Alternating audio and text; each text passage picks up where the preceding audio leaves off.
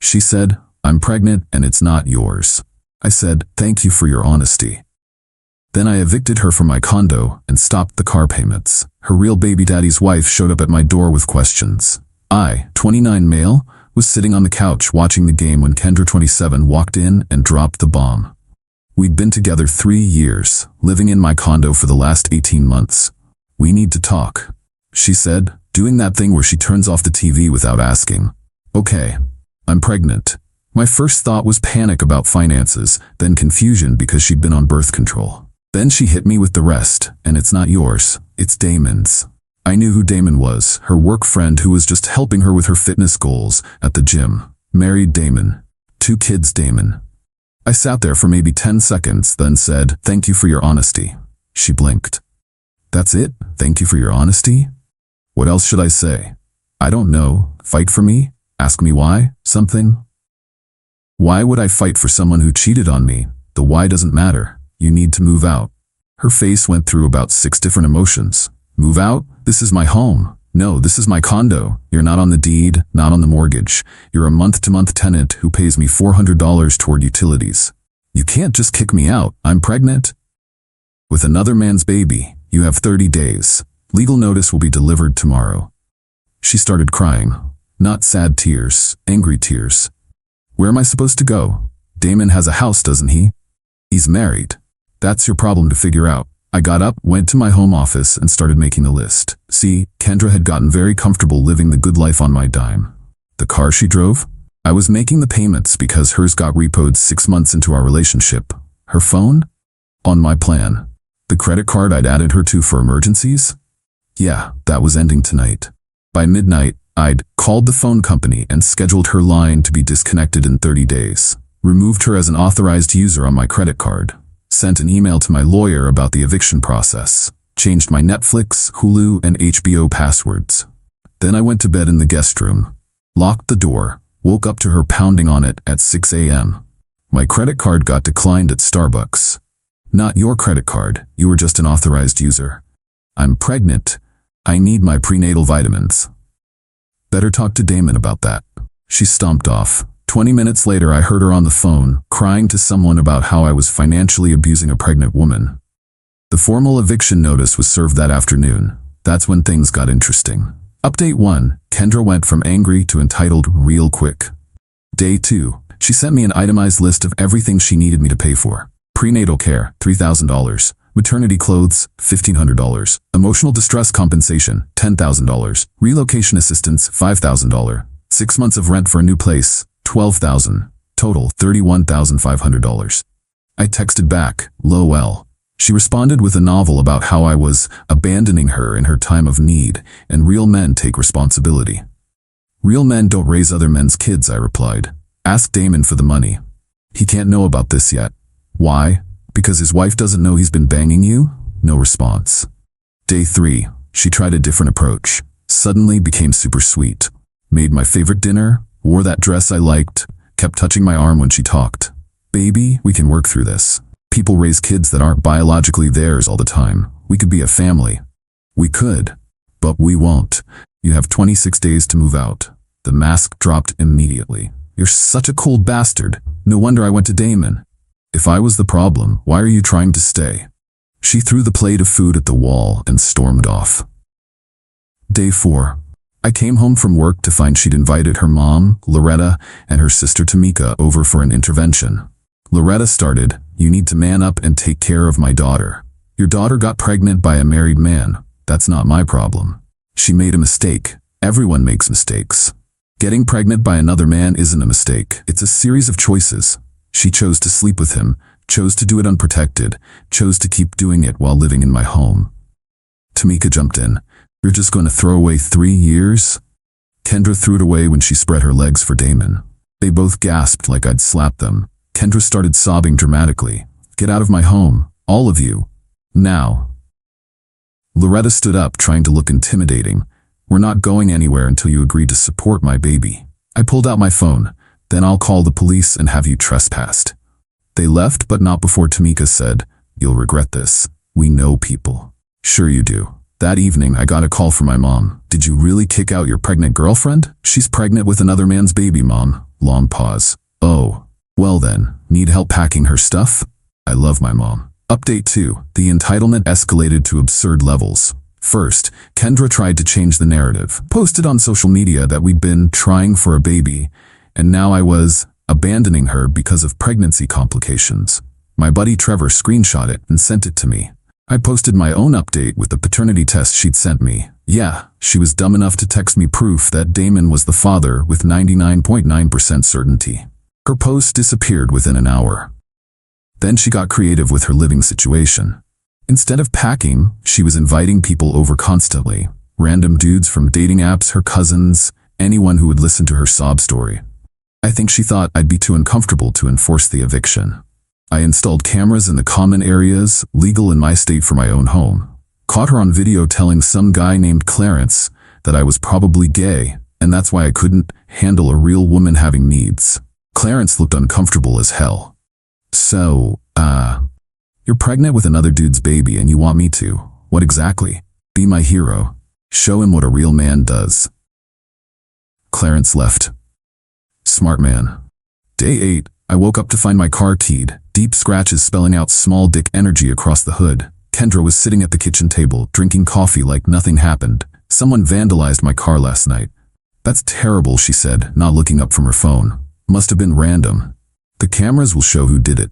She went pale. You have cameras outside? Yep. Installed them yesterday. She suddenly had somewhere urgent to be. Checked the footage. It was her, clear as day, at 3 a.m. with her tees out.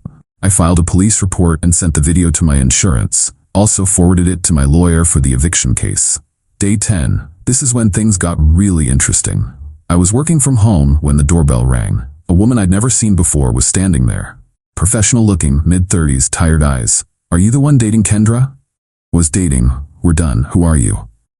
I'm Monique, Damon's wife. Holy shit, I invited her in. Kendra was at work, supposedly, probably at Damon's. Monique looked around and sighed. Nice place, explains why she doesn't want to leave. You know about the pregnancy? Yeah, Damon confessed everything last night. Well, after I found the prenatal vitamin receipt in his car and confronted him. I'm sorry. She laughed, but it wasn't happy. Don't be. I've suspected for months. The gym schedule that made no sense, the new cologne, the way he'd guard his phone, I just needed proof. What do you need from me? Timeline. Details. When did it start? I told her everything I knew. Showed her the texts where Kendra admitted it'd been going on for 4 months. Monique took pictures of everything. She's trying to get him to leave me, she said. Telling him I'm abusive, that I trapped him with our kids. Classic homewrecker playbook. What are you gonna do? Divorce him. Take everything. Did you know he's been paying for her gym membership? And buying her supplements? With our joint account? I didn't know that, but it explained how Kendra suddenly had money for expensive workout gear. Monique left her number. When she finds out I know, she's going to spiral. Be ready. She was right. Update 3. Kendra came home that night in a panic. What did you tell her? Tell who? Damon's wife. She showed up at the gym. She knew everything. I didn't tell her anything she didn't already know. You gave her evidence. Damon says she's filing for divorce. Good for her. You ruined everything. He was going to leave her. No, he wasn't. Men who are going to leave their wives don't keep their side chicks a secret for 4 months. She started throwing things. Books, cushions, a lamp. I started recording on my phone. Stop, or I'm calling the police. Call them. I'll tell them you've been abusing me. While I have you on video destroying my property, good luck with that. She grabbed her phone and called Damon. Put him on speaker, probably thinking it would intimidate me. Baby, he's kicking me out. I'm pregnant with your baby and I have nowhere to go. Damon's voice was tired. Kendra, I can't. Monique took the kids to her mother's. She's got a lawyer. I can't help you right now. But you said you loved me. I need to focus on saving my marriage. Your marriage? What about our baby? We'll figure out custody and support through the courts. She hung up and turned to me. This is all your fault. You cheated. You got pregnant. You made these choices. I'm keeping this baby and Damon will pay support and I'll get alimony from you. Alimony? We were never married.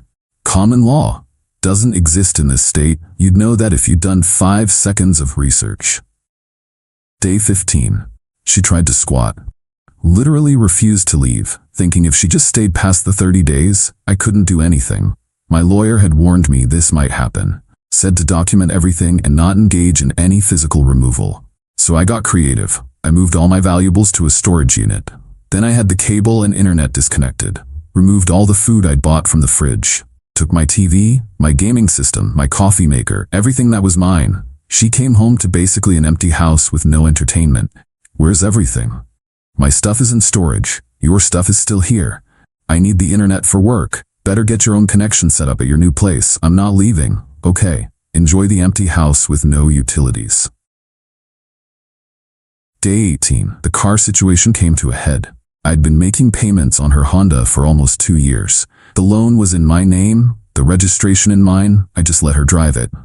I called the bank, confirmed I was up to date on payments, then reported the car as stolen since someone who didn't have permission anymore was using it. The police showed up at her job. She called me screaming, "You reported the car stolen? You're not authorized to drive it anymore. I gave you 2 weeks to figure out transportation. How am I supposed to get to work? Bus exists, Uber exists, Damon exists. He won't return my calls." Sounds like a you problem. She had to Uber home. Cost her $65. She complained the entire night, loud enough for the cameras to pick up her saying she was going to make me pay and ruin my life. Good luck with that. Final update. Eviction day arrived with drama I didn't expect. Kendra had refused to pack anything. Her plan was to make the eviction as difficult as possible, probably hoping I'd give up and let her stay. The sheriff arrived at 9 a.m. with the moving crew I'd hired. Kendra was still in pajamas, recording everything on her phone. "This is illegal. I'm pregnant. You can't evict a pregnant woman." The sheriff looked tired. "Ma'am, this is a legal eviction. You've had 30 days notice. Please gather your belongings." "I'm not going anywhere." That's when Monique showed up with paperwork. "Kendra, you've been served." She handed her an envelope. Kendra opened it and went pale. "What is this?" "Alienation of affection lawsuit. It's still valid in this state. You knowingly pursued a married man, got pregnant with his child, and attempted to destroy my marriage. I'm suing you for $150,000. "You can't sue me. I don't have any money." "You will when Damon pays child support. I'll be taking a nice chunk of that." Kendra turned to me. "You planned this." "I didn't plan anything. You made your bed. Now you're getting evicted from mine." The moving crew started loading her stuff into boxes. She tried to stop them, then tried to claim things that weren't hers. "That's my TV. I have the receipt from 2019, I said, before we met." "Those are my dishes. Also have that receipt." She got increasingly desperate. Called Loretta, who showed up with Tamika and some cousin named Jerome who thought he was intimidating. Jerome stepped to me. "You gonna do my cousin like this?" "Your cousin did herself like this. Step back." The sheriff intervened. "Sir, if you interfere with this eviction, you'll be arrested." Jerome stepped back. As they were loading the last boxes, Kendra played her final card. "I'm bleeding. Something's wrong with the baby." Everyone stopped. The sheriff called an ambulance. Paramedics arrived, checked her out. "Ma'am, you're not bleeding. Your vitals are fine. But I feel pain. Would you like to go to the hospital?" She realized if she went to the hospital, the eviction would continue without her. "No, it's better now." The sheriff was done with her games. "Ma'am, you need to leave now or you'll be arrested for trespassing." She finally left, but not before one last attempt. "When this baby comes, you'll regret this. Everyone will know what kind of man you are." "Everyone already knows what kind of woman you are." Monique laughed. Actually laughed. "Girl, by the time this baby comes, Damon will be living in a studio apartment paying me alimony and child support for our 2 kids. Good luck getting anything from him." The look on Kendra's face was, well, it was something. She moved back in with Loretta. "Last I heard through mutual friends, Damon is fighting the divorce but losing badly. He's denied paternity despite the test. Kendra's working 2 jobs because no one will hire her full-time while pregnant. Loretta is charging her rent. Tamika won't let her stay there because of the energy. As for me, I turned her room into a home gym.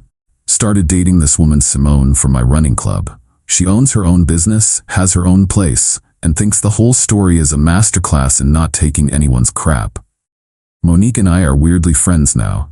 She's getting the house, the good car, and 70% of Damon's income between alimony and child support. She sent me a bottle of champagne when the divorce was finalized with a note. Thanks for the evidence. The best part? Kendra still texts me occasionally, usually when she's drunk. You could have been a father? To another man's baby? Pass. You ruined my life. You ruined your own life. I just refuse to let you ruin mine. Damon won't even meet his baby. Should have picked a better baby daddy.